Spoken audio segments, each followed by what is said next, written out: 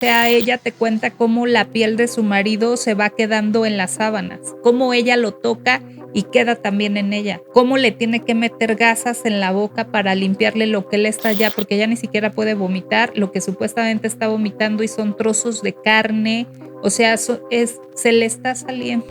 A la 1:23 con 45 segundos, el núcleo del reactor explotó. El estallido hizo volar la tapa de 1,200 toneladas del reactor. Una nube de vapor radioactivo con toneladas de uranio y grafito salió disparada a la atmósfera y miles de partículas radioactivas ascendieron rápidamente al cielo.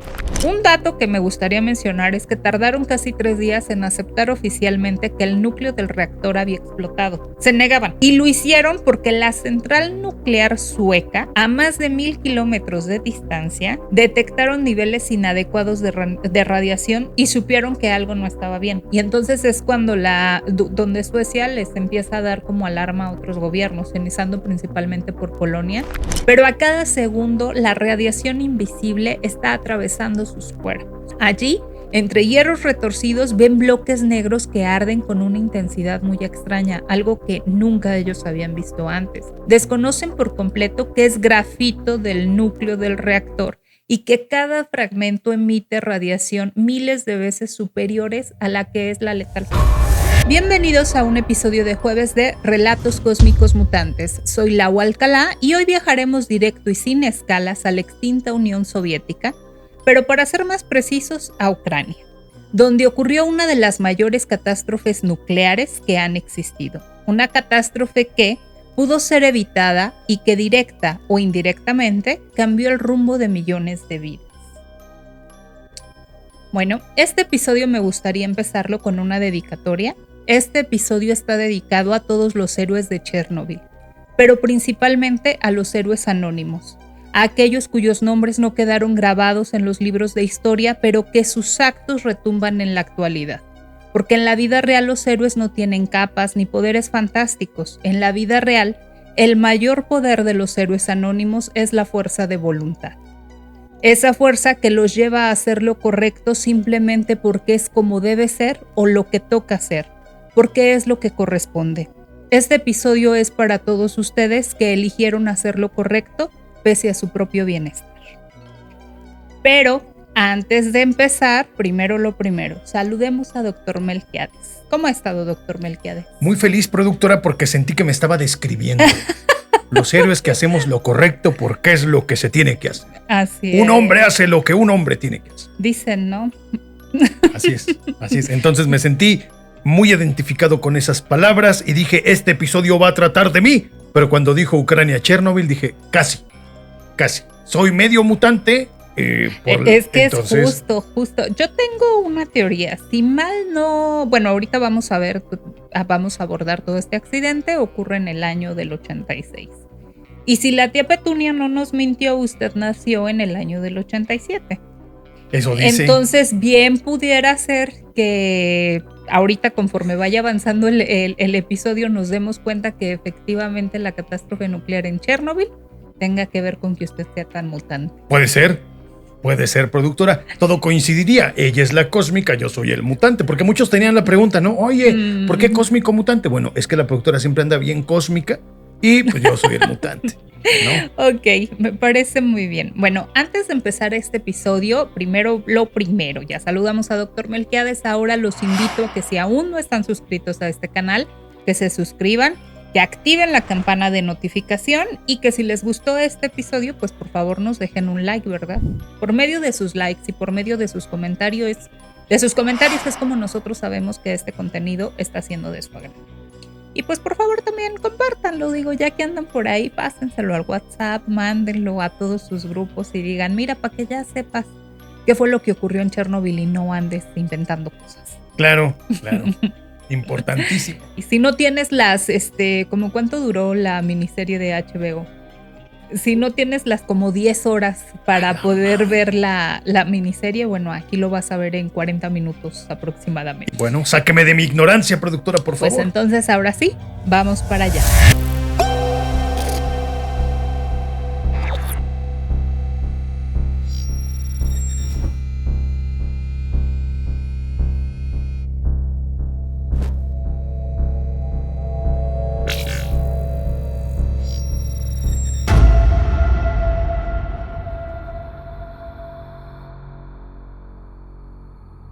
El 26 de abril de 1986, 176 empleados del reactor número 4 de la planta nuclear de Chernobyl en Pripyat, Ucrania, debían hacer una prueba del sistema encargado de mantener el suministro de energía en caso de que se produjera un corte eléctrico.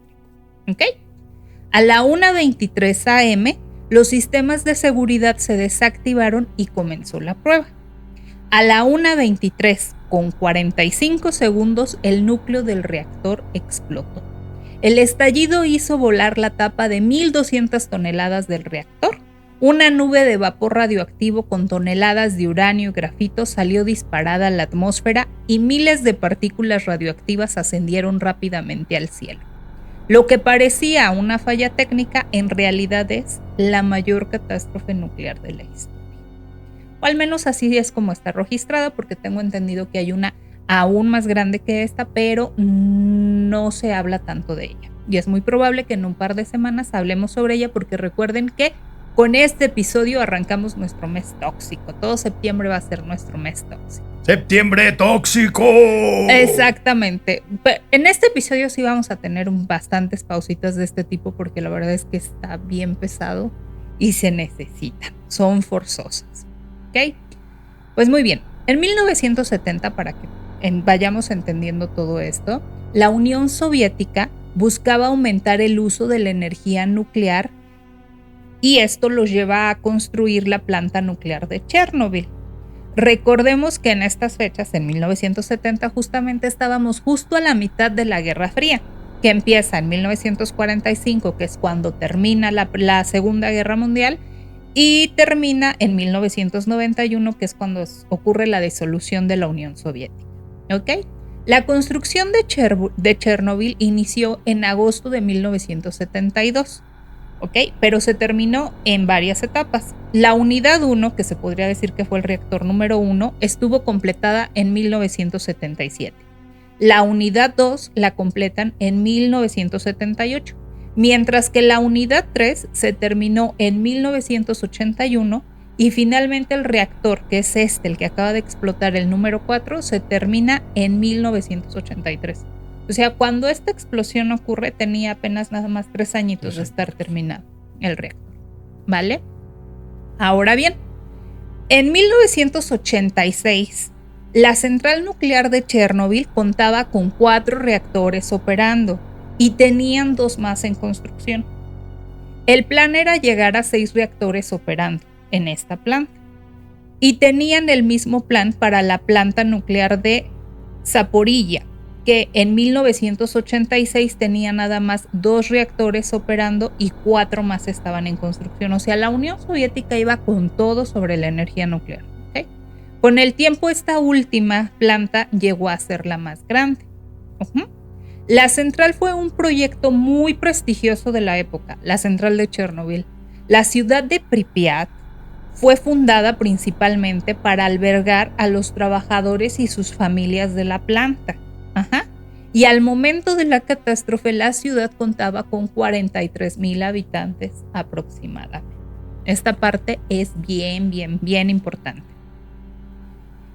Y bueno, la ciudad de Pripyat estaba aproximadamente a 3 kilómetros de la planta de Chernobyl. O sea que sin problema podíamos llegar caminando y sin problema nos podíamos ir en bicicleta. De aquí a Periférico es lo que hacíamos. Más o menos, o sea, un excelente ejercicio, ¿no? Además.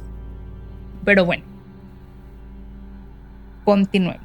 Por presiones de Moscú, el reactor número 4, que era el modelo RBMK-1000, debía cumplir con la prueba de corte eléctrico, la que mencionamos al principio. Dicha prueba buscaba comprobar si, en caso de un corte eléctrico, las turbinas de vapor podían seguir generando energía suficiente para mantener los sistemas de refrigeración hasta que entraran en funcionamiento los generadores diésel. De verdad que intenté poner esto en palabras muy simples, porque es muchísimo más complejo y muy difícil de explicar. Esta prueba ya se había intentado antes y había fracasado 2 veces. O sea, no era la primera vez que se intentaba, ya teníamos 2 intentos previos, obviamente con fracasos. Que si no, de lo contrario, ya le hubieran puesto palomita o hubiera sido una prueba de rutina, cosa que tengo entendido tampoco era, y era muy importante como lo acabamos de mencionar. Entonces, a lo que entiendo al momento, lo que se buscaba era tener un sustento por si en algún dado caso fallaba la energía, el reactor continuara funcionando. ¿Es lo que necesitaban hacer eso, sí. Okay. Un corte de energía para ver de lo que entraba el suministro de energía, la reacción que debía de tener el reactor. Eso era, en palabras muy, muy, muy simples, lo que se buscaba, ¿vale? Ok. Para esta prueba pusieron a cargo nada más y nada menos que Anatoly Dyatlov, al cual le envío saludos hasta el infierno, porque es donde yo me imagino que ha de estar. Así de que saludos, Dyatlov. Que en el momento de la catástrofe él tenía 55 años. Él tenía experiencia en la industria nuclear, vaya, ya no era como un muchachito, pero era más conocido por su mal carácter, era muy autoritario y tenía mucho gusto por humillar y llevar al límite a su personal. O sea, tache guarache para Dyatlov, y como mencioné, pues le mando saludos hasta el infierno. O sea, era de esos jefes autoritarios, de aquí se hace lo que yo diga, aunque esté mal, se hace lo que yo diga porque yo lo digo. Pues tal cual, así casi que es lo que ocurrió. Pero ahorita vamos a continuar y de verdad, bueno, para todos los que vieron la serie o la miniserie de HBO llamada Chernobyl, es justamente el güey que cuando inicia la serie tiene un bigotito así, todo ridículo. Pues ese es Dyatlov. Y la verdad es que sí se parece bastante el actor que lo interpretó. Y por lo que leí acerca de él, lo que muestran de su personaje fue bastante corto. Muy fidedigno. Sí, no, y además como muy cortito, porque sí era lo que acabo de decir. Ok. O sea, era muy autoritario, le gustaba humillar a la gente, presionarlos y llevarlos al límite. Y bueno, bajo su cargo estaba Alexander Akiminov, jefe de turno nocturno de la sala de control, y estaba Leonid Tuptunov, ingeniero de apenas 26 años, encargado de los controles de la barra de combustible. O sea, el puesto que él tenía era un puesto súper importante, y la verdad es de que pues, tenía apenas 26 años. A veces pienso si la serie de Los Simpson no la hicieron a modo de parodia sobre todo esto, lo que ocurrió en Chernobyl. No sé si es como una parodia o algo así por el estilo, porque ay. Bueno, es que no es un secreto que luego muchas veces en cadenas de mando, nada más por ocupar el hueco, ponen al único güey que está disponible, al menos capacitado, algunas veces por compadrazgos, ¿no? El nepotismo de, pues es que es el hijo, es el compadre, es el amigo, ponlo ahí. O muchas veces nadie tiene idea de qué tiene que hacer ese puesto, en verdad, nadie tiene idea, pues pon ese güey, ¿no? Necesitamos cubrir la vacante. Ya que el Homero normalmente está ahí sentado y ahí ves que tiene que apretar un botón y ya, ¿no? Justo aquí, justo. Entonces. Pero no. Digo, a mí en alguna ocasión me contrataron para un trabajo en eso, era una compañía coreana, trabajaba para coreanos, y si no era como todo lo contrario, yo me tuve, me contrataron para el puesto, entro, lo empiezo a ejercer, y yo me tuve que ir como diciéndoles, no, güey, pues es que tenemos que hacer esto, aquello, el otro, y implementando y cada vez absorbiendo más responsabilidades, porque al principio no tenías que hacer nada. O sea, nada más es tu puesto y ya. Ok, pero ¿qué tengo que hacer?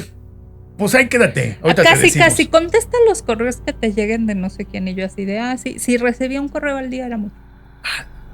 Sí. Usted tuvo que poco a poco empecé así como de no hagas esto, haz aquello, haz el otro. Entonces sí, de repente sí ocurre esa parte en la que tenemos que cubrir esta vacante, pero ni siquiera saben qué es lo que tiene que hacer en sí la vacante. Claro. ¿No?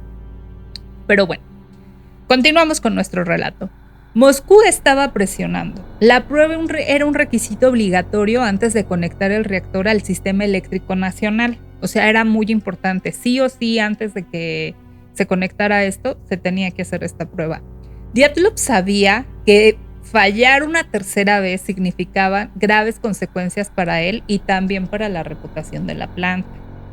Esta prueba se iba a realizar en el transcurso del día, pero la red eléctrica nacional necesitaba energía urgente. O sea, también esta parte dices, ok. Moscú ordenó mantener funcionando el reactor varias horas más de lo previsto. Esto rompió la planificación original y trasladó la prueba al turno de noche con un equipo más joven y menos experimentado, que es casi siempre lo que suelen hacer las compañías, ¿no? Cuando se tienen que cubrir turnos de 24 horas es como, ay, al nuevo mándalo al de la noche. Sí, ya mándale. luego si dura y se porta bien y pues desquita la chamba, ya lo movemos de turno. Y así sucesivamente, pues aquí más o menos, en Chernobyl no fue la excepción. Pero no concibieron el hecho de que lo pusieron en la noche, pero no vieron lo que iba a suceder, ¿no? O sea, era un turno normal, por así decirlo, pero ellos no concibieron las pruebas que estaban haciendo y como bien dice que los obligaron a extender de más la prueba, algo que ellos no tenían No extender, sino posponer. Posponer. Ok, Dyatlov estaba molesto y presionado por el retraso y cuando sus 2 personas a cargo expresaron dudas e incluso le dieron señales de alarma, porque sí se las dieron, Dyatlov los obligó a seguir adelante. Frases como, haz lo que te digo, quedaron registradas en testimonios posteriores y se mencionaron durante el juicio que se llevó a cabo más adelante. O sea, sus 2 personas que tenía le dijeron, me está reportando esto, no lo estás haciendo bien, y él dijo, me vale, haz lo que te digo. Haz lo que te digo. Y más adelante lo vamos a ver. Así que a la 1:23 iniciaron la prueba y a la 1:23 con 45 segundos del 26 de abril de 1986 el núcleo del reactor número 4 explotó. Un dato que me gustaría mencionar es que tardaron casi 3 días en aceptar oficialmente que el núcleo del reactor había explotado. Se negaban.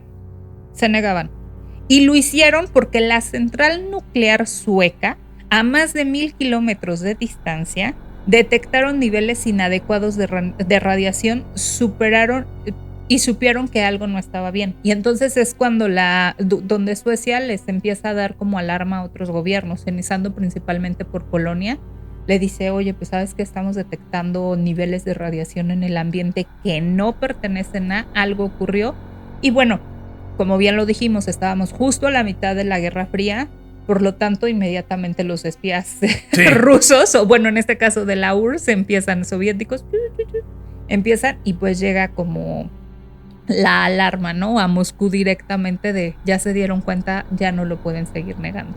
Entonces, si no hubiera sido por ese aviso sueco, ellos lo hubieran seguido manteniendo. Lo hubieran seguido manteniendo en secreto, sí, así es.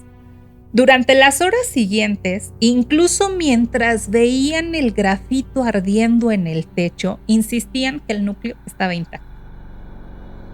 O sea, Dyatlov, junto con todo el equipo que estaba ahí, bueno, no todos, pero los altos mandos, o sea, ellos decían, no, el núcleo está intacto, no es verdad, simplemente es una explosión, llamen a los bomberos. O sea, ahorita se va a apagar el fuego y ya no va a pasar absolutamente nada. El núcleo está intacto, es imposible, el núcleo está intacto. Moscú fue informado solamente de un accidente grave en la planta, pero los directivos ocultaron o minimizaron la magnitud real. Obviamente Dyatlov, como mencioné, pues está entre ellos. Él ya lo era, pero ahora me acaba de recordar que él está dentro de mi lista de personas que más mal me caen en esta vida. Sí, claro. ¿Qué más desprecio me hacen sentir por ellos? La encabeza Felipe Calderón y pues de ahí se viene para abajo. Dyatlov está aquí. Entre ellos. Sí, claro. Sí. No, es que con lo que comenta, pues quién no, o sea, considero que tal vez esa negligencia, porque lo que él es una negligencia, era como por tema de miedo, ¿no? De decir, si acepto mi equivocación, quiere decir que no estoy apto para la labor y yo soy el jefazo. Yo soy el que manda y yo siempre tengo la razón. Entonces, si digo que en efecto estalló el núcleo, entonces la responsabilidad recaerá sobre mis facultades, cosa que era evidente, pero no quería aceptarlo, ¿no? Porque aceptarlo demostraría lo ineficiente que es. O sea, sí y no. Porque justamente en la Unión Soviética, o sea, por ejemplo, en este caso, a Dyatlov muchos lo pueden hoy en día excusar diciendo es que él simplemente estaba siguiendo órdenes y a él lo estaban presionando desde Moscú para que esta prueba se ejecutara y se llevara a cabo. Pero también se habla de que si la prueba salía bien, él iba a recibir una muy importante promoción dentro dentro incluso me imagino que hasta del partido, ¿no? Pero bueno, y él completamente irresponsable, decide continuar con la prueba a pesar de que su gente a cargo le está diciendo, está mal, no debemos de seguir. Y él insiste en que deben de continuar. Ahora, podemos ver otro caso, pues incluso hasta más fuerte, del capitán Petrov. A él le dan una alarma de que hay un misil, de que él tiene que contestar a un ataque de misil. Y él, con su experiencia y con esos tamaños que tenía, decide no hacerlo. Si él lo hubiera hecho, si él hubiera contestado a eso, se hubiera desatado en ese momento la Tercera Guerra Mundial. Y sin embargo, él decide no hacerlo. Lo destituyeron de su cargo, infinidad de cosas pasaron y demás con él. Y al final tengo entendido que nada más su equipo es el único que lo reconoce y le entregan como un radiecito en modo de te reconocemos que la misión y todo lo que tú tuviste que afrontar fue mucho, muy fuerte, pero aquí está como tu recompensa, que es un radio. Gracias a ti no tuvimos una Tercera Guerra Mundial. Entonces es aquí donde entran las grandes diferencias de personalidades, ¿no? Donde uno es, no, se tiene que hacer porque yo digo que se tiene que hacer, no me importa si me estás diciendo que hay alarmas diciendo que esto está mal. A diferencia del otro, te están diciendo que o sea, que te acaban de lanzar un misil y él, con su aplomo y con la experiencia que tiene, dice, no voy a contestar. Porque él sabía que solamente había sido una falsa alarma. Sin embargo, lo que él tuvo que haber hecho en ese momento era haber contestado a eso. Ok. Entonces, bueno, creo que sí es importante el recalcar de que no importa cuánta presión haya sobre ti diciéndote que tienes que hacerlo, como bien lo dijimos al inicio, hay quienes deciden qué es lo correcto pese a su propio bienestar. Y en este caso, hay quien decidió que era lo correcto pese a su propio bienestar, y aquí pues Dyatlov no le importó. Y las consecuencias las vamos a seguir viendo, son atroces. Claro. Bueno, continuamos. Tras una llamada de emergencias a la 1:28 llegan los primeros bomberos de la misma planta. Pese a lo que encuentran no se parece a nada de lo que hayan visto antes, las órdenes serán simples. Unos tienen que subir al techo del reactor número 3, otros a la sala de turbinas. Hay que impedir que el fuego se expanda a los otros reactores. ¿Ok? Esas eran las primeras órdenes de los bomberos de la misma planta. Pero ¿cómo vas a apagar el fuego de un reactor que arde a más de 3000 grados? O sea, eso es imposible. El agua, en cuanto va cayendo, ¡pum!, se vuelve vapor, se vaporiza. Ni siquiera ni siquiera alcanza a tocar. Exactamente. Claro. A la 1:30 llegan los refuerzos de bomberos desde la ciudad de Pripyat. O sea, también mis respetos, súper rápida la reacción, ¿no? Liderados por el teniente Víctor Kimenov. Son jóvenes, la mayoría tienen entre 20 y 25 años. Ninguno de ellos trae trajes especiales, solo sus uniformes de algodón y sus botas de goma. O sea, pues normal, ellos acuden a un llamado y se presentan a apagar un fuego, que es lo que ellos creían, que nada más era una simple explosión. Pero a cada segundo la radiación invisible está atravesando sus cuerpos. Allí, entre hierros retorcidos, ven bloques negros que arden con una intensidad muy extraña, algo que nunca ellos habían visto antes. Desconocen por completo que es grafito del núcleo del reactor y que cada fragmento emite radiación miles de veces superiores a la que es la letal. O sea, es que no quise traer cifras acerca de eso para no hacernos como bolas con esta parte, pero bueno, si la cifra letal digamos que es un 2, ellos están recibiendo 1000. Es así. Sí, así. Es un ejemplo. Algunos empiezan a sentir un sabor metálico, como si estuvieran mascando monedas calientes. ¿Ok? Y otros sienten que la piel de la cara les arde, como si hubieran entrado en un horno. Pero ninguno se detiene. Tienen un objetivo: detener el fuego, evitar otra explosión. Ese es su objetivo. Para las 2 a.m. ya no pueden más. Varios bomberos empiezan a doblarse del dolor y empiezan a ser retirados y llevados a urgencias con mareos, náuseas, vómito y con la piel completamente enrojecida. O sea, ya. Ellos ya fueron. Uh-huh. Al amanecer, muchos de ellos ya están en un estado crítico. Días después, 6 de ellos morirían en la clínica número 6 de Moscú tras una agonía atroz, víctimas del síndrome agudo de radiación. Más adelante lo vamos a ver. Recordemos también que estos que nosotros vamos a dar a continuación no son cifras oficiales, o si son las cifras oficiales, pero cuando sean cifras oficiales lo mencionaré. Y cuando sean aproximados también lo mencionaré, porque yo sí creo que las cifras oficiales están tremendamente maquilladas. Tremendamente. Entre estos 6 bomberos se encuentra Vladimir Pravik, teniente jefe del destacamento de la planta, Víctor Kivenov, teniente jefe del destacamento de Pripyat, Vasily Ignatenko, bombero de 25 años, cuya historia se hizo conocida porque su esposa Lyudmila relató su agonía, y Nikolai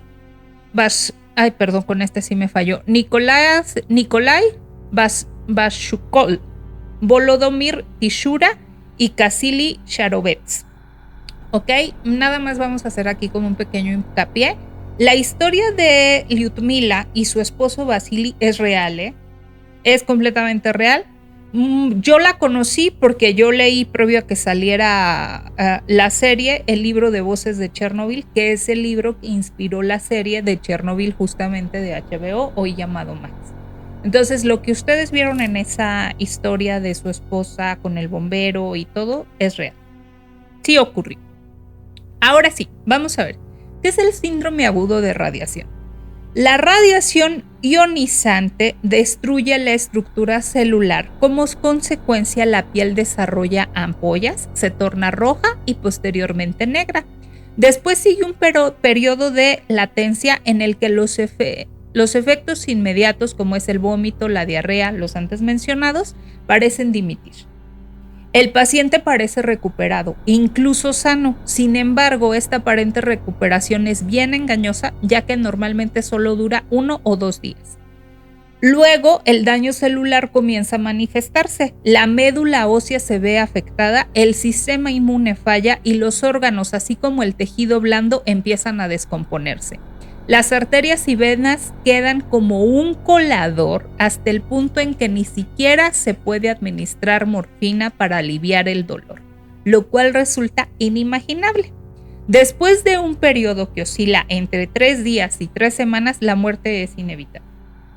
Oiga, pero casi nada, pues. Es un infierno eso, productora. Así es. O sea, así como lo está poniendo, es una descomposición totalmente del cuerpo, así casi te hace un amasijo nada más, ¿no? Así es. Y ahora tener que agonizar con eso 3 días o 3 semanas, dices, oye, por favor. Pueden ser de 3 a 14 días. Hijo. En el libro Voces de Chernobyl mencionan constantemente que el síndrome agudo de radiación dura un máximo de 14 días. Nadie pasa del día 14. Y justamente Vasily, el esposo de Lyudmila, muere en el día 14. Nadie pasa del día 14. Lo que narra Lyudmila en el libro es horrible. O sea, ella te cuenta cómo la piel de su marido se va quedando en las sábanas. Cómo ella ya tiene miedo de moverlo porque cada vez que lo va a mover de posición, su piel, su carne queda completamente en las sábanas. Cómo ella lo toca y queda también en ella. Cómo le tiene que meter gasas en la boca para limpiarle lo que él está ya, porque ella ni siquiera puede vomitar, lo que supuestamente está vomitando y son trozos de carne, o sea, se le está saliendo hasta el alma. Todo por la boca, cómo ella se pone gasas en las manos y lo limpia, ¿no? Intentando hacerle llevadero su sufrimiento que él está teniendo. Todo y lo peor de todo es que le pongas lo que le pongas, nada le va a resultar. Nada le va a quitar el dolor. No, porque el torrente sanguíneo, como bien dice, ya no funciona, ya no puede pasar nada por ahí. Ahora ustedes díganme si sí o si no le mandamos saludos hasta el infierno, pero como quieran, yo sí se los mando.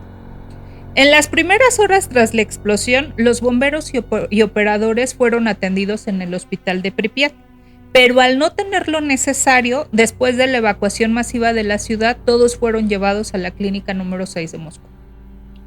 En los primeros días, más de 200 personas fueron ingresadas en dicha clínica, todos con diagnósticos de síndrome agudo de radiación. Todos.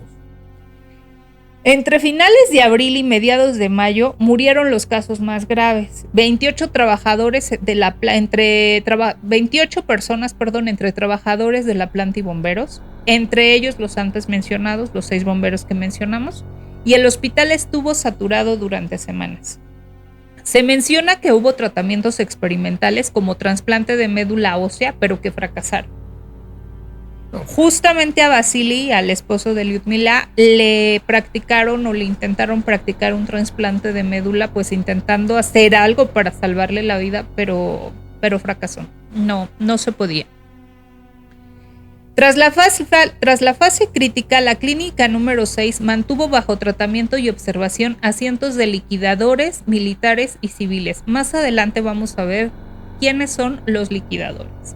Muchos sobrevivientes de la explosión inicial desarrollaron problemas crónicos, leucemia, cáncer de tiroides, enfermedades cardiovasculares y digestivas. ¿Ok?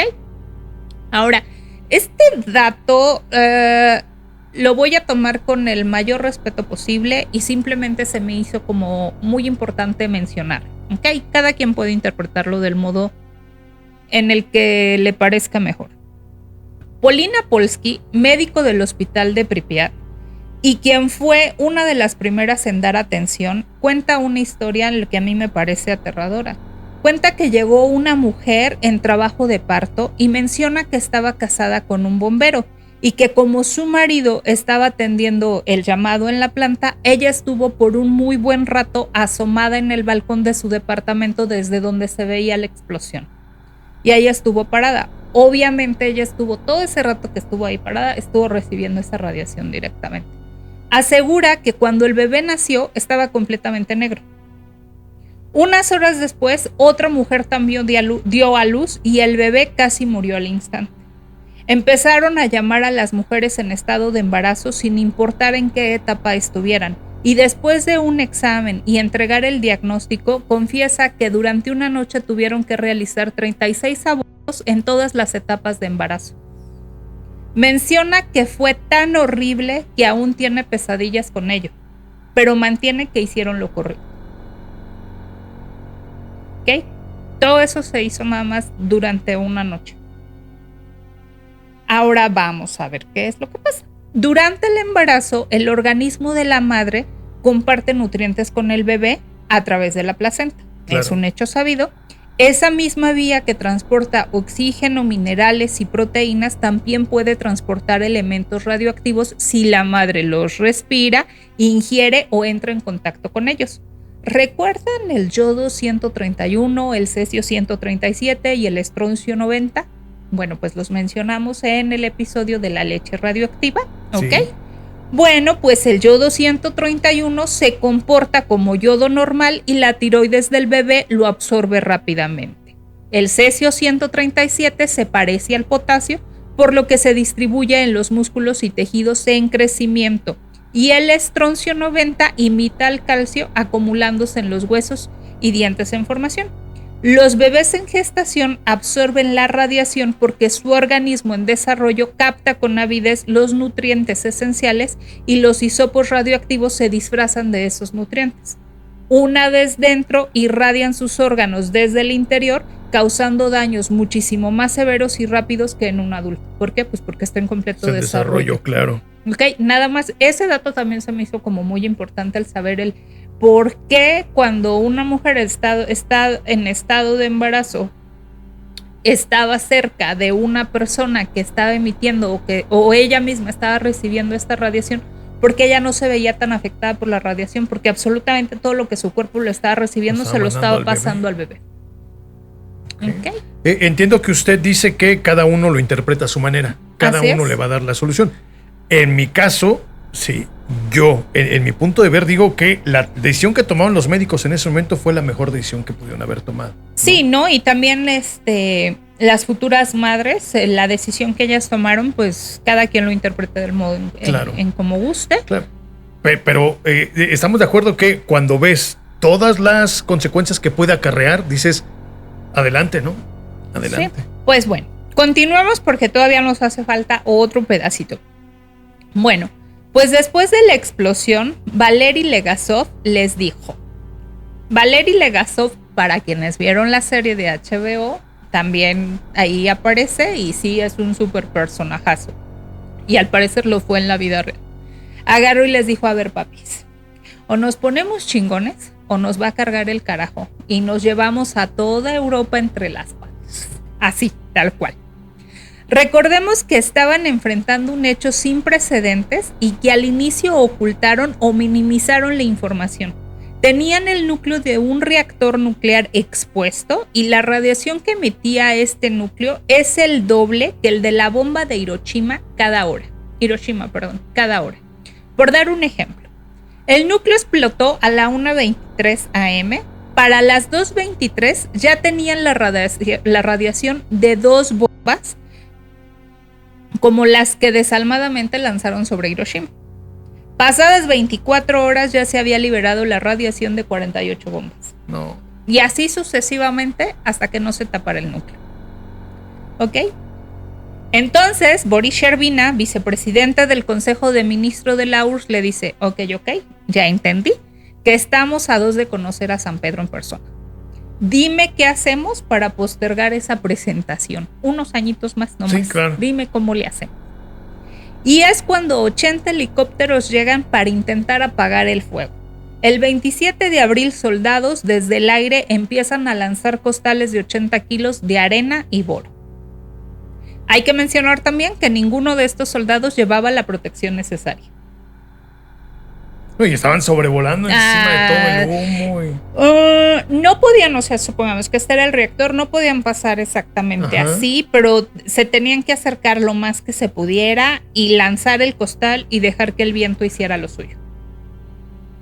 Rogarle a Dios para que el viento hiciera lo suyo. El primer día se hicieron 6 vuelos y el segundo 300. Durante 5 días lanzaron un total de 6,000 toneladas de arena y boro para poder sofocar el fuego. Ahora se enfrentan a un nuevo problema, porque pues esto no viene nada más así, o sea, es así como de ya está esto y ahora sigue esto y ahora sigue esto y bueno, parecía como el nunca acabar. Se enfrentan a un nuevo problema. En un inicio desconocían que los tanques de agua estaban llenos. La arena que se lanzó para apagar el fuego se ha mezclado con el uranio fundido y se ha creado una especie de lava que empezará a fundir el concreto, lo que hará que cuando la lava llegue a los tanques, la calentará y vaporizará el agua y hará una explosión térmica que se calculaba en ese momento que iba a ser entre 2 y 4 megatones. Para poder vaciar los tanques, lo tienen que hacer manualmente, porque recordemos que ya no se pueden operar, porque ya no existen. ¿Ok? Y es aquí donde entran los mal llamados buzos de Chernobyl. Ay, mis respetos. Pero bueno. Mencionamos Alexei Ananenko, ingeniero mecánico de la central nuclear. Valery Bespalov, ingeniero jefe adjunto de turno. Y Boris Baranov, supervisor de turno de la central. Ananenko conocía el diseño de las turbinas como la palma de su mano. Bespalov era ingeniero de turno y sabía bien dónde estaban las compuertas. Y Baranov los acompañó como apoyo y porque era el jefe de turno. Entonces dijeron, ¿qué fue lo que dijimos al principio? Esto es lo que corresponde. Se ofrecieron voluntariamente porque, como ingenieros, entendían que sin esa acción el continente entero estaba en riesgo. Equipados con trajes de goma y lámparas, entraron a los sótanos inundados. Dicen que el agua les llegaba hasta la cintura, pero obviamente era agua contaminada con radiación, entonces era agua radioactiva. Recordemos que hubo una explosión, por lo que había escombros y metal retorcidos dificultando el paso de estos 3 héroes. Iban casi a oscuras. Algunos cuentan que las lámparas que les dieron dejaron de funcionar por la radiación. Sí. Las descompusieron. Y con lo único que se alumbraban fuera específicamente con una lamparita de mano que traía, que ocupaba pilas. Y esa lamparita fue la que los fue guiando. Finalmente lograron su misión y estuvieron monitoreados durante días en el hospital de Moscú creyendo que muy pronto iban a morir. No fue así. Ananenko y Bespalov vivieron por décadas. Y Baranov murió en el 2005 por un infarto. A ninguno de ellos les hizo nada.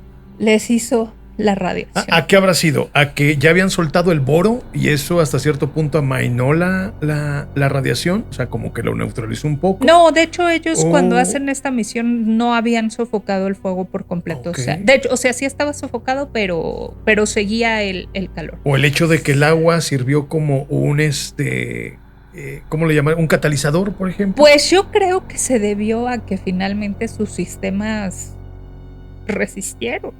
Hay sistemas que son más fuertes que otros sistemas y los sistemas de ellos tres resistieron. O que les tocaba, ¿no? Lo quiero mencionar. Pregunta nada más. Ellos, en efecto, tuvieron la suerte de vivir tanto tiempo, pero no tuvieron repercusiones en su salud por la radiación. ¿No se reportó? Se menciona que fue mínima, okay. Pero no sufrieron el síndrome agudo de radiación, ninguno de ellos. Ni tampoco presentaron como cánceres severos. O sea, vaya, 2 de ellos vivieron durante décadas y uno falleció en el 2005. Tengo entendido que Ananenko y Bespalov, si estoy equivocada, pido disculpas, aún tienen vida. Ok. Y bueno, ahora sí, vamos ahora a la evacuación, porque como les mencioné, una vez que ocurre esta explosión, nadie sabía qué era todo lo que se iba a desencadenar con precisión y tampoco sabían de qué manera se tenía que ir actuando porque se estaban enfrentando a un hecho que no tenía precedentes. Claro. Simplemente no tiene precedentes. Sí, es una contingencia, o sea, muy a pesar de que tengas un protocolo, ante este tipo de eventos no sabes cómo actuar. Sí. Porque dices, híjole, o sea, no conoces las dimensiones de lo que pueda haber, ¿no? O sea, sí hay un protocolo, pero ya está ahí, ¿qué haces, no? Es un evento de contingencia, ¿qué hacemos? Pues ir agarrando las cosas como vienen. Ahora claro. sí que a como vengan e irlas solucionando, y como por ejemplo acá, ¿no? Le llegan y le dicen, bueno, ¿qué es lo que tenemos? Fuego. Esto no puede continuar porque mientras esto del fuego continúe, pues se va a seguir extendiendo y bueno, además ¿qué tenemos que hacer? Apagar el fuego. Ok, ¿para qué necesitamos para apagar el fuego? Boro y arena. La arena para sofocar el fuego y el boro para dimitir un poco la radiación. Ok, entonces venga, a lanzar boro y arena. Oh, no, lo acabamos de convertir en lava. Ay, ¿pero qué? Los tanques no estaban vacíos. No, estaban llenos. Mierda, maldición. Sí. Ahora vamos a liberar el agua. O sea, y así seguimos. Sí, y así lo vamos a seguir, ¿eh? Así vamos a continuar. El 27 de abril de 1986, 36 horas después de la explosión, dio inicio la evacuación.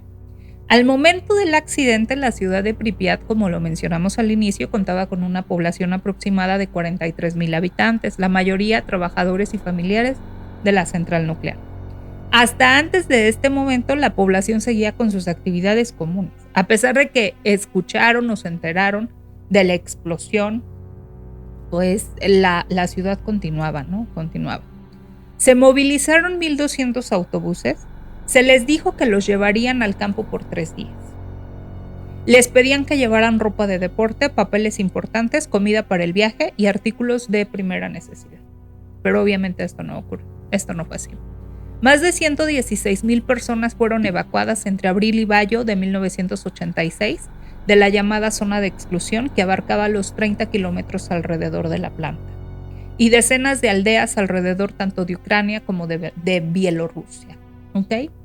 Se dice que la parte más afectada por esta catástrofe fue en realidad Bielorrusia, y de hecho de esto a mí me gustaría hablarlo en otro episodio y dedicarle todo un episodio específicamente a esto, porque según lo que yo vi durante esta investigación y un libro bien interesante que me encontré, es que la gente prefiere seguir hablando de lo que ocurría en Ucrania porque allá estaba la planta.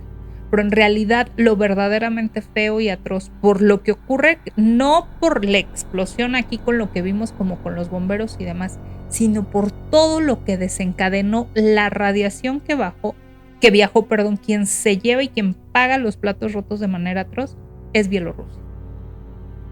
En algún momento hablaré específicamente de lo que ocurre en Belarus, porque de verdad que sí merece su propio episodio. ¿Ok? Algo que también mencionan, nada es para dejar.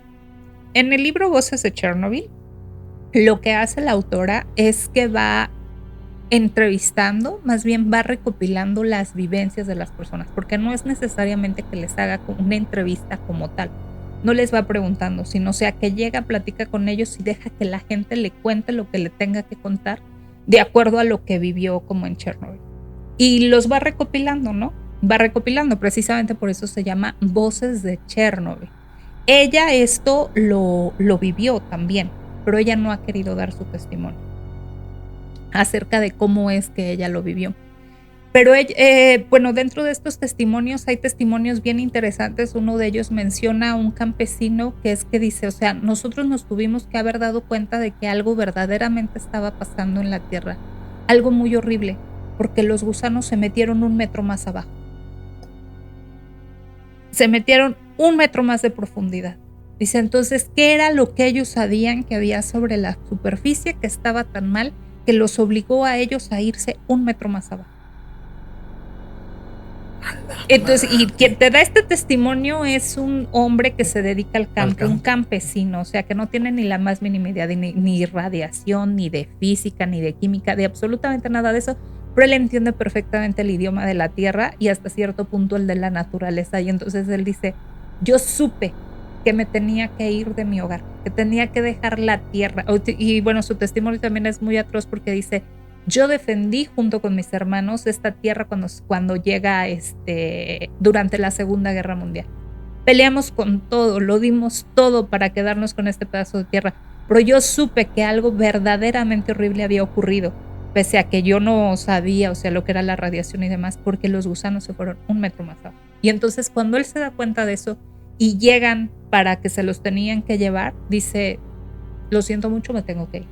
Y efectivamente se fue, porque él sabía que si los gusanos se habían ido 1 metro más de profundidad es porque ellos tenían que irse de ahí, porque él no podía hacer lo mismo si no lo hubiese hecho.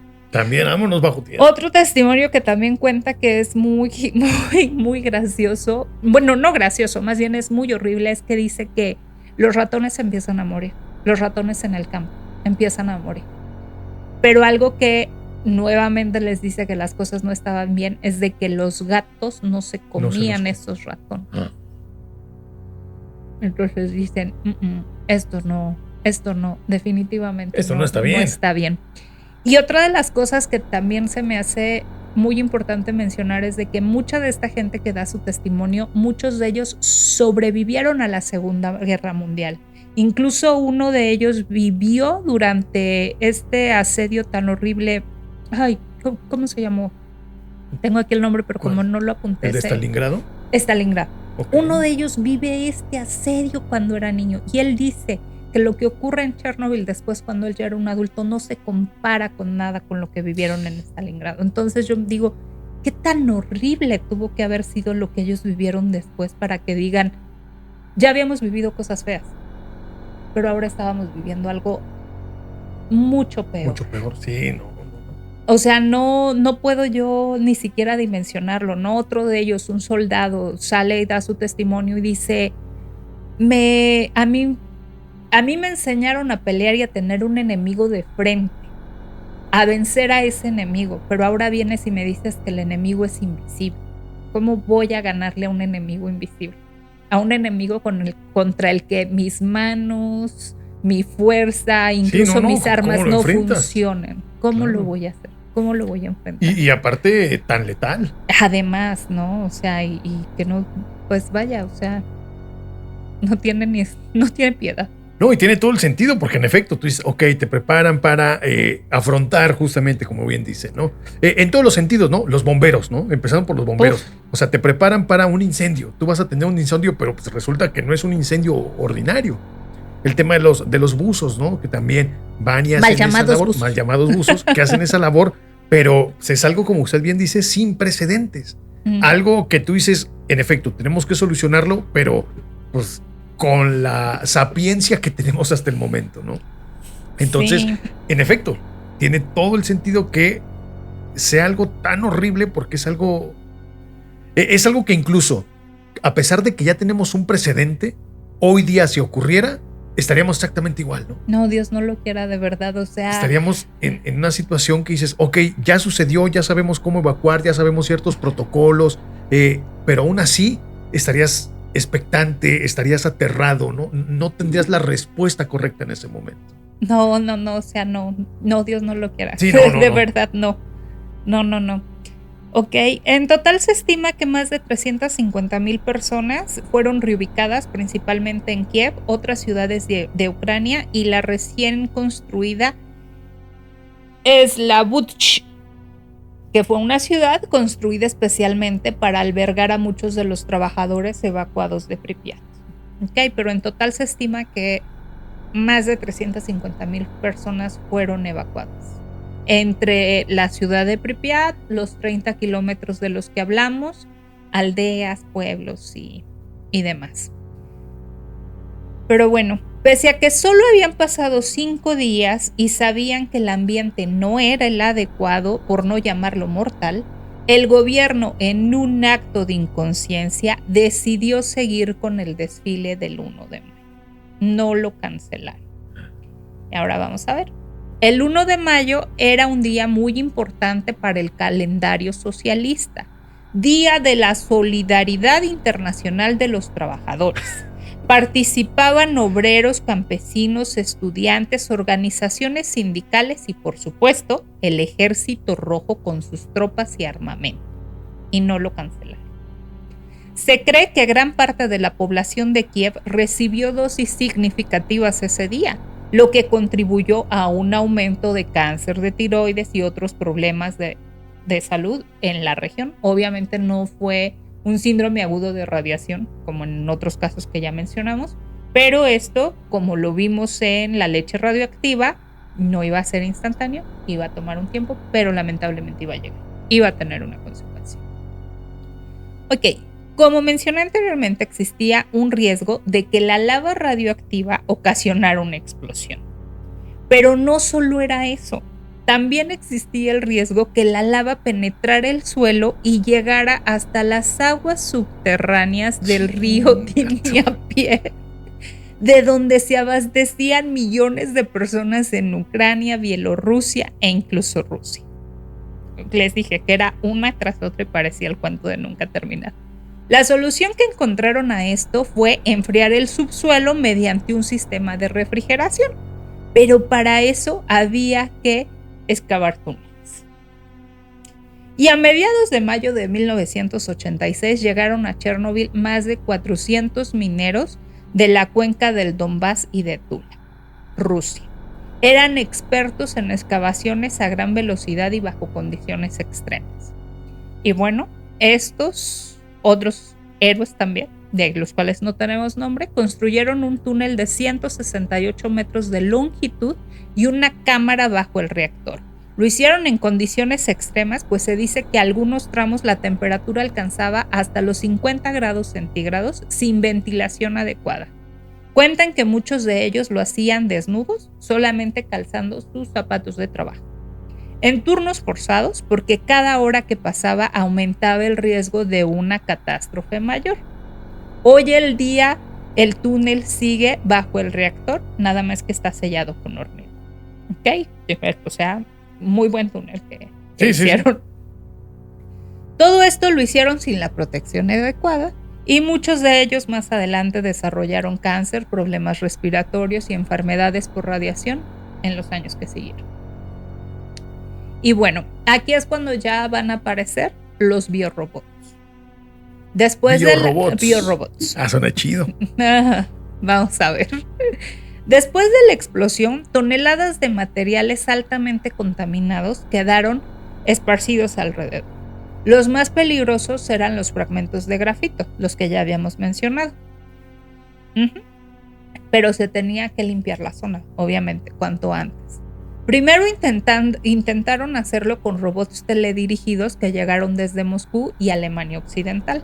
Pero la radiación era tan intensa que los circuitos electrónicos se freían en minutos y los robots quedaban inservibles. Entonces, pues ya, se descartó y ya no se pudo hacer. Como esos robots fallaron, enviaron a los mejores robots de todo el mundo. soldados e ingenieros del ejército soviético para hacer el trabajo a mano. Los apodaron biorobots.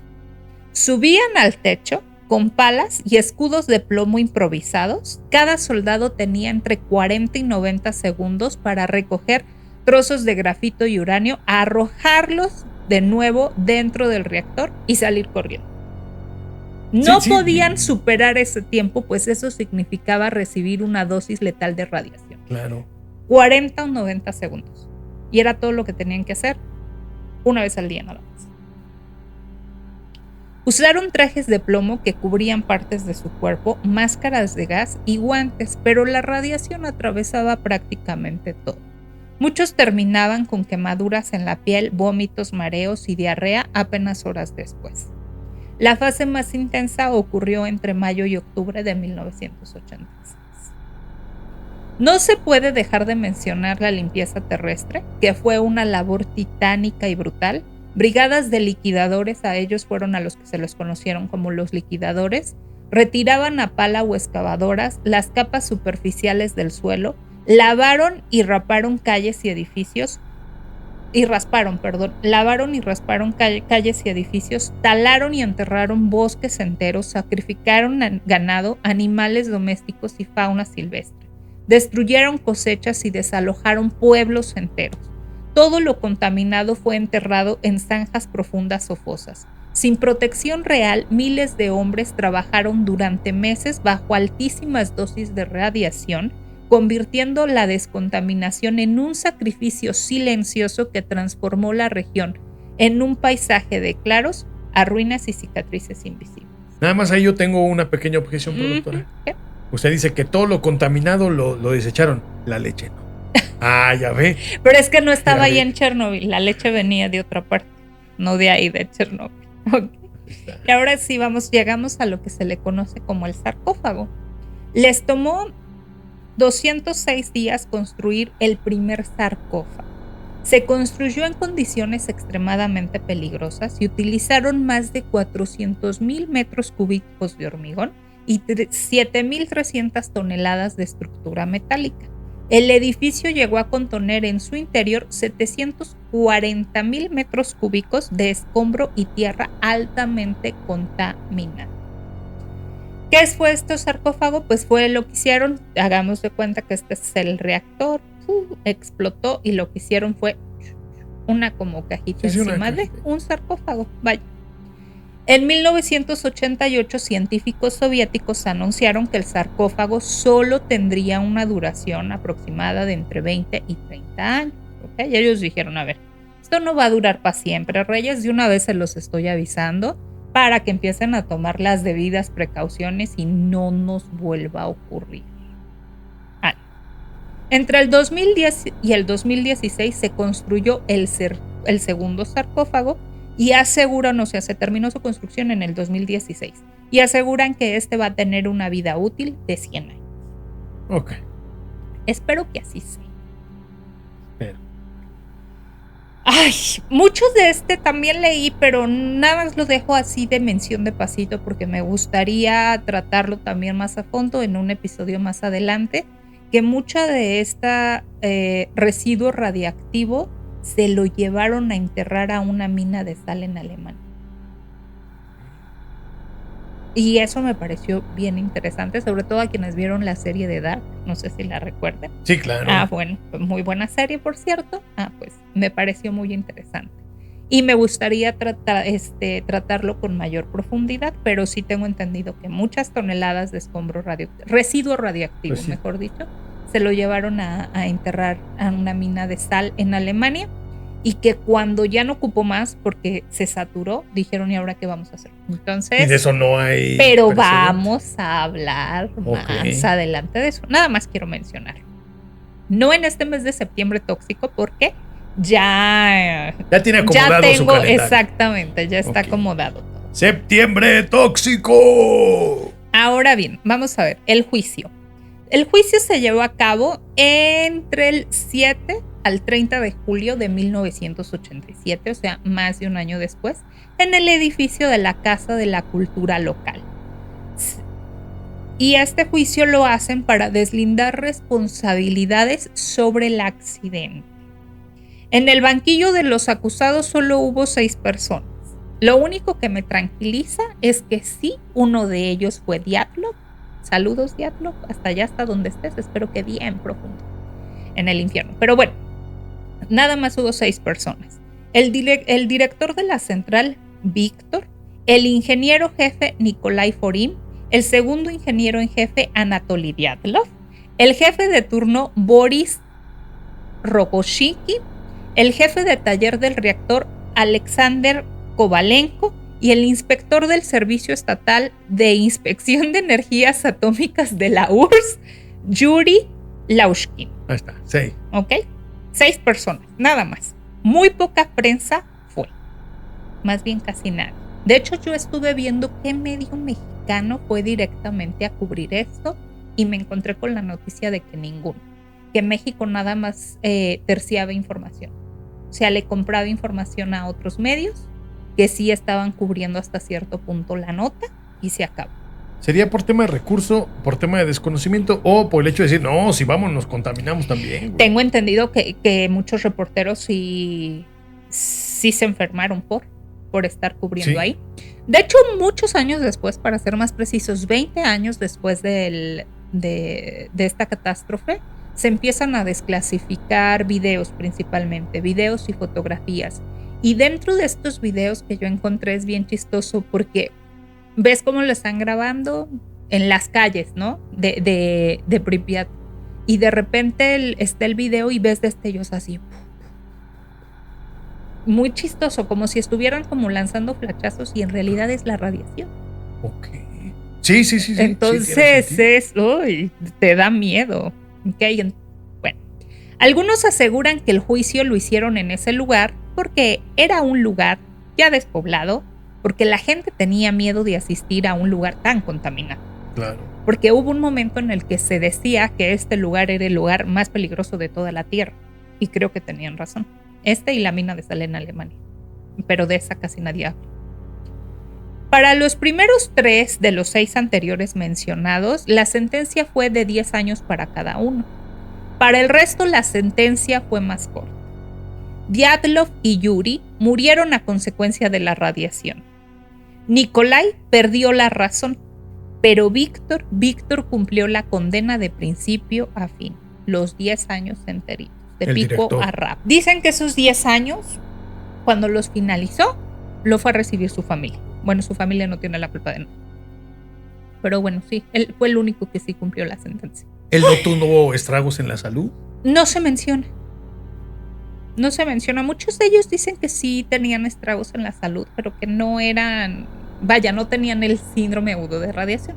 Entonces, en ese momento, como no tenías un síndrome agudo de radiación y a lo mejor nada más tenían un cáncer de tiroides, decían, puedes vivir con eso. Puedes seguir. La morfina sí te hace efecto.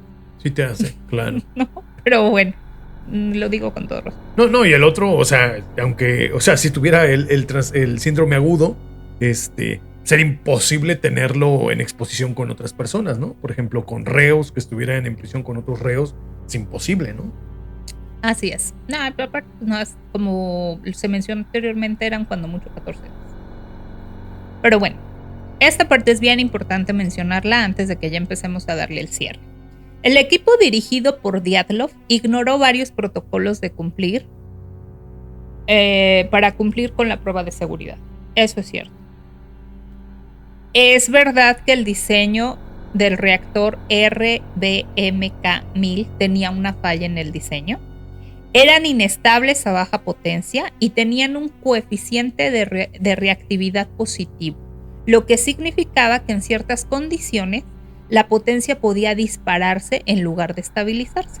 Además, las barras de control tenían puntas de grafito que, al insertarse inicialmente, aumentaban la reacción nuclear en lugar de frenarla.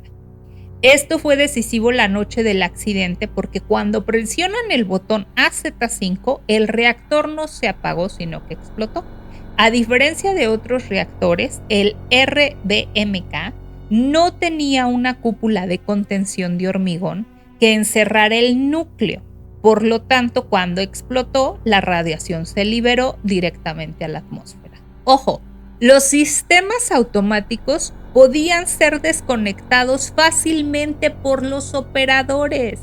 Justamente esa noche, varios fueron desactivados. No sé si me estoy dando a entender con esto. Sí. ¿Sí? Okay. Sí, no, voy claro, sí. Perfecto. Ahora bien, las repercusiones de todo este accidente son: las inmediatas fue la muerte instantánea de 2 trabajadores durante la explosión, incendios radioactivos del núcleo y el techo del reactor, altísima contaminación exponiendo yodo 131, cesio 137, estroncio 90 y plutonio. Fuerte irradiación de los bomberos y liquidadores, decenas sufrieron el síndrome agudo de radiación y desplazamiento de las 43,000 personas que vivían en Pripyat, más de 43,000.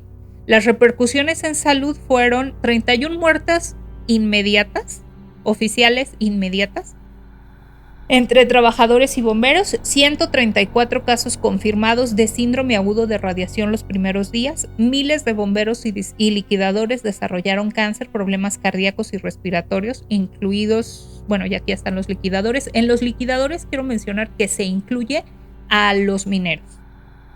Esa parte los que estaban raspando, ¿no? Exactamente, toda esa parte es importante. Aumento de cáncer de tiroides, especialmente en niños por el consumo de leche contaminada. Abortos espontáneos y malformaciones congénitas en zonas afectadas. Problemas psicológicos masivos entre evacuados y liquidadores que se presentaron en modo de depresión, ansiedad y alcoholismo. La repercusión ambiental es de que se quedó un bosque rojo, un área de 1,000 metros cuadrados de pinos. El bosque se hizo rojo. Ajá, un área de 10,000 kilómetros cuadrados de pinos se tornó rojo y murió por radiación. Contaminación de suelos, ríos y lagos, especialmente el río Dnieper. Afectación de fauna y flora, mutaciones de plantas, peces y aves. Zona de exclusión de 30 kilómetros que permanece hoy en día todavía inhabilitada. Cementerios radioactivos donde enterraron materiales, maquinaria y animales contaminados. Las repercusiones sociales son evacuación de más de 115,000 personas en 1986 y más de 220,000 en años posteriores. Aldeas completamente abandonadas y demolidas, desarraigo social, familias separadas y comunidades destruidas, estigmatización de los afectados como contaminados, eso es otra cosa que se cuenta mucho, que lugar a donde ellos llegaban, vienes de Chernobyl. Sí, Exactamente. Pérdida de tierras agrícolas y ganaderas en Ucrania, Bielorrusia y Rusia. En resumen, Chernobyl no fue una catástrofe nuclear, sino también una crisis sanitaria, ambiental, social, política y económica de alcance mundial, cuyas consecuencias persisten casi 40 años después. Y así es como acaba la historia. Ok. A mí me surgen algunas preguntas, productor. No sé si tengan las respuestas. La primera es, ¿existe la posibilidad que hubiera un tema de, ahorita por lo que mencionaba, que algunos factores podían ser deshabilitados de forma manual, que hubiera sido un tema de un boicot? Hay una teoría, no quise abordarla y llevarla porque hay una teoría donde se dice que pues los enemigos de la URSS complotearon para que explotara este reactor y de este modo empezara la caída de la Unión Soviética. Porque de hecho eso es lo que se dice, que la explosión de este reactor es lo que hace que empiece la caída de la Unión Soviética. Yo creo que en realidad era una maquinaria la Unión Soviética como tal, o sea, la URSS era una maquinaria que sus engranajes ya estaban muy mal, porque en realidad siempre estuvieron mal, que fue una maquinaria que durante mucho tiempo la obligaron a funcionar, pese a lo que fuera, la obligaron a funcionar, sin importar qué. Y llegó un momento donde simplemente ya no podía seguir funcionando, o sea, ya no podían seguir negando lo que era más que obvio, y por lo tanto esto fue nada más como una pequeña excusa, una raya más. No es que haya sido, en mi opinión, el factor determinante, sino que es lo que hasta cierto punto termina de exponer que esa maquinaria en realidad nunca funciona. Claro. Eso es lo que, en mi opinión, es lo que ocurrió. No creo, con honestidad, yo no creo que haya sido ¿Cómo dijo que era? El boicot ahí boicot. en contra de no eso. creo. Ok, esa No sería creo, una duda. pero es mi opinión. Sí, claro. Segunda duda, y que esto va más apegado a lo que acaba de mencionar justamente, el hecho de que la Unión Soviética tenía que demostrar que seguía siendo eficiente. Pero ya nos había quedado claro que no. Así es. Entonces, el tema de esta eficiencia, digamos, obligada, irónicamente es un reflejo de este sujeto que se creía el líder, el todo. ¿Cómo se llamaba? ¿A quién le mandó saludos? Dyatlov. El Dyatlov. O sea, tal pareciera que él era como que un emblema característico de lo que era la Unión Soviética, ¿no? Sí. O sea, no por nada tenía un cargo tan grande, porque tal parecía que representaba parte de lo que fue la Unión Soviética. Que bien, sabemos que todo modelo es funcional en la teoría. En la práctica tiende a echarse a perder porque, pues, los dirigentes porque existe el factor humano. Exactamente. Y entonces cuando ya está el factor humano de por medio y entra todos los sentimientos o todo lo que conlleva el factor humano, pues es cuando ya no funciona. Claro, en la teoría... Sí, porque tú lees el socialismo y el comunismo y se leen bien bonitos. Está padre. En la teoría está hermoso. El capitalismo también tú dices, oye, qué padrísimo. Ay, qué bonito. Pero ya en la práctica... Te das cuenta que no. Sí, no, es donde se desvirtúa todo. Entonces existe esa posibilidad que la Unión Soviética era como su empuje para demostrar su superioridad, su soberanía. Y dijeron, ya tenemos 3 que están funcionando chido. Vámonos por el cuarto, ¿no? Y le dicen, oye, pero no está... Hazlo así, papi, ¿hablo chino o qué? O sea, una cúpula de cemento, ¿para qué se la vas a poner? No, si ya vimos que 3 funcionan bien, vamos ese por el modelo cuarto, de ¿no? reactor no funcionaba. Ay, fúnenme si quieren, no me importa, pero es lo que yo creo. Yo a este episodio al principio olvidé mencionarlo y lo titulé precisamente Chernobyl, la catástrofe que se pudo evitar. Porque en mi opinión se pudo evitar esa catástrofe. No lo odio, pero aborrezco a Dyatlov y de verdad que sí espero que si el infierno exista, él esté ahí. Precisamente por eso, porque para mí, en mi opinión, él es el verdadero responsable, porque él fue quien pudo haber detenido y el quien pudo haber dicho, no se puede llevar a cabo esta prueba porque ya están fallando, los controles me están demostrando que que no puedo continuar con. Sin embargo, él decidió, por lo que ustedes quieran, ignorar. Él decidió, lo pudo haber hecho porque tenía la presión encima, pero al inicio del episodio les di el ejemplo de otro hombre que tuvo toda una presión encima, sin embargo, él decidió hacer lo correcto. Entonces, bueno, de que a veces cuesta mucho trabajo hacerlo, sin duda alguna cuesta mucho trabajo, pero sí se puede hacer. Y él decidió no hacerlo. El motivo por el cual él decide no hacerlo, por el carácter que él tenía, es, en mi opinión, por una cuestión personal. Porque él sí quería verse beneficiado, o sea, ya, ay, venga, vámonos, cumplimos esta prueba, se habilita el reactor para que ya pueda suministrar a nivel nacional y entonces ahora sí, a mí me van a poder promover. Su promoción no sé si necesariamente era dentro de este ámbito nuclear, o era dentro del partido, ¿no? Digo, en la serie me encanta porque en la serie hay una parte donde llega la doctora, creo que es la doctora Svetlana, si estoy mal, corríjanme, a enfrentar y a reportarles, ¿no? Donde les dice, a ver, o sea, yo vengo de Bielorrusia y estamos captando estas lecturas de radiación que son mayores, la cosa está así. Y el sujeto le dice así como, no, a mí ya me dijeron que todas las cosas están bien y pues ya, todo está bien. Y ella le dice, pues es que yo soy científica y no. Y le dice ella, uy, usted antes era zapatero.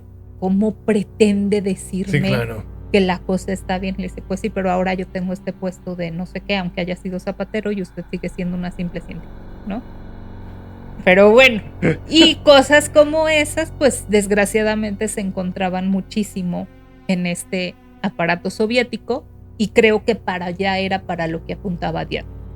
O sea, que él sí buscaba pues, algo mayor, muy probablemente en el partido. Y que desgraciadamente todo esto ocurrió, pues, en mi opinión, era por su ambición personal. No era tanto para que el jefe no me regañara o para quedar bien con el jefe o es porque, ay, es que yo nada más estaba siguiendo órdenes. Yo no lo creo por el carácter que él tenía. Esa es mi opinión. Claro. Pueden compartirla o no y no pasa nada. Pero sí también he sabido, y bueno, perdón que lo mencione tanto, pero es que es un libro muy bueno, se los recomiendo, muy, muy recomendable, Voces de Chernobyl, en donde también habla y recaban el testimonio de una señora que vivía en el campo y ella definitivamente a ella no la sacan y ella se queda. Y ella da testimonio de absolutamente todo lo que pasa, ¿no? Y lo afectada que ella está por vivir en soledad, por no haberse ido, por haberse quedado. Pero al final entonces fue una decisión que ella... Sí, pero de que hay gente, vaya, que siguió viviendo, pero ella no estaba viviendo en la ciudad, ella vivía en el campo. O sea, que podía haberse afectado y por eso era el tema de la evacuación, ¿no? Pero ella dijo, yo aquí me quedo. Aquí nací y aquí me moriré. Entonces, ahí se decidió quedar, no dice eso, pero sí dice que ella nació en otra parte, que se casa y llega a vivir ahí, que ella ya enviudó, que a sus hijos se los entregó a una guerra y ahora se los había vuelto a entregar a otra guerra y pues ya nada más era ella, así de que ella estaba dentro de otro testimonio dentro de este libro. O sea, este testimonio lo da un señor, dice, cuando llegan y mataron absolutamente todo, ¿no? Al principio, cuando llegan los liquidadores, pues dicen que obviamente los animales domésticos atendían al llamado de los humanos, porque finalmente eran domésticos. Sí, claro. Entonces dice que lo que hicieron cuando estos animales se acercaban es verdaderamente atroz. Y él dice, nosotros, ¿qué cuenta le vamos a entregar a Dios cuando lleguemos allá y les digamos lo que hicimos aquí con ellos? Y después hay otra parte donde yo no lo conocía, pero más o menos voy a parafrasear lo que dice este señor. Él menciona que en Bielorrusia hay una historia donde cuando un animal muere, cuando una persona muere, llega al cielo. Y cuando llega al cielo, te revisan y preguntan tu nombre. Y entonces te revisan en una lista. Y en esa lista está todas las quejas tuyas que dieron de ti los animales en la tierra. Entonces ellos agarran y revisan y dicen, eres Carlitos Pérez, puedes pasar porque ningún animal se quejó de ti. Entonces él dice, cuando lleguemos al cielo y vean y lean todas las quejas de todos estos animales, ¿qué va a pasar? ¿Qué cuentas le vamos a entregar a Dios por lo que hicimos con su creación? Claro. Entonces, bien fuerte, o sea, por eso es que me gustaría mejor tratarlo. Bueno, yo ahí, en el lugar, diría, hubo cierto grado de humanidad dentro de su acción, ¿no? Porque... Insisto, fue algo que se pudo haber evitado, sí, y duda. Entiendo que muchos de los actos que se llevaron fueron nada más pues para que esto no fuera creciendo, para que no fuera mayores, fue intentar contrarrestar. Eso ya no lo sé. Y bueno, si esto que nos cuenta el señor de Belarus es real, entonces pues cuando lleguemos al cielo nos dirán cuántas quejas hay sobre nosotros. Sí. Ya ve, entonces le van a decir, oye, el doctor Melquiades porque se está quejando de ti. Entonces ya tendrá quejas de mi parte. Era un marrano, entonces ahí ya tendrá sus quejas. Oiga, qué fuerte todo eso. Sí, es muy fuerte.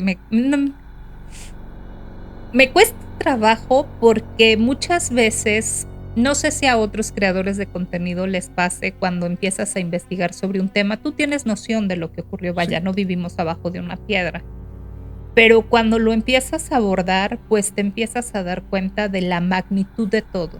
Pero principalmente yo creo que algo de lo que los creadores de contenido nunca tenemos que perder de mira es de que de lo que estamos hablando aquí fueron pérdidas humanas. Y en este caso también de animales y demás, de seres vivos. Y esa parte creo yo que es como muy importante. O sea, no se nos puede olvidar que los 6 bomberos de los que estamos hablando para nosotros es el nombre de... Pues fueron personas que sufrieron terriblemente antes de morir, en el cumplimiento de su deber, ¿no? Su familia que los vio sufrir, que dejaron niños, que dejaron esposas, bueno, un sinfín de cosas más. Entonces, esa parte es complicada. con este tipo de casos es como muy complicado. Por eso a veces yo digo, ay, prefiero tratar mejor lo de y se me subió al muerto. Y ya le aventé una mentada de madre y me dejó en paz, ¿no? Claro. Agua bendita, Padre nuestro. Claro, pero como bien dices, son temas que no tenemos que olvidar. No se tienen que olvidar. Y nada más por eso es por lo que los traigo a tratar. Si no, no lo haré. Créanme que no lo haré. No, es que a final de cuentas, como bien dice, no podemos resultar indiferentes ante la situación. En efecto, tenemos que tratarlos porque no tienen que olvidarse, pero también no podemos ser indiferentes ante el dolor ajeno. Así es. Entonces, completamente cierto. ¿Le damos cierre? No, ¿O tiene pues, alguna otra? ¿Alguna otra teoría? No, ya sabe que yo soy sumamente conspiranoico. Me encanta todo eso y tengo algunas más, pero eso lo dejamos para un episodio de temas conspiranoicos. Porque el día de hoy tocamos temas muy reales, muy ciertos, que merecen todo el respeto. Todo el respeto. Así es. Ay. Ya, no lo rompa, productora. No es lo que ando rompa. radioactiva. Anda. Ok, Chernobyl no fue solo el estallido de un reactor, fue el estallido de una verdad incómoda. Que el afán humano por dominar la naturaleza puede volverse contra nosotros en cuestión de segundos. Miles de personas pagaron con su salud, con su hogar y con su vida el precio de una prueba mal ejecutada de un sistema que prefirió el silencio al reconocimiento de sus errores. Hoy, casi 4 décadas después, la zona sigue en ruinas, congelada en el tiempo, recordándonos que los errores humanos pueden dejar huellas que duran generaciones. La pregunta que queda es inevitable. ¿Realmente hemos aprendido la lección o seguimos jugando con las fuerzas que aún no comprendemos del todo? Gracias por acompañarnos en este episodio de jueves, gracias por venir a tomar café conmigo, pero sobre todo, gracias por darle mucho amor a este video. Recuerda que si tienes algún dato importante que agregar a mi relato, puedes dejarlo en la caja de los comentarios o que si quieres que hablemos de algún tema en específico, también pueden dejar la sugerencia aquí. Nos vemos el próximo jueves y este fue un episodio de Relatos Cósmicos Mutantes.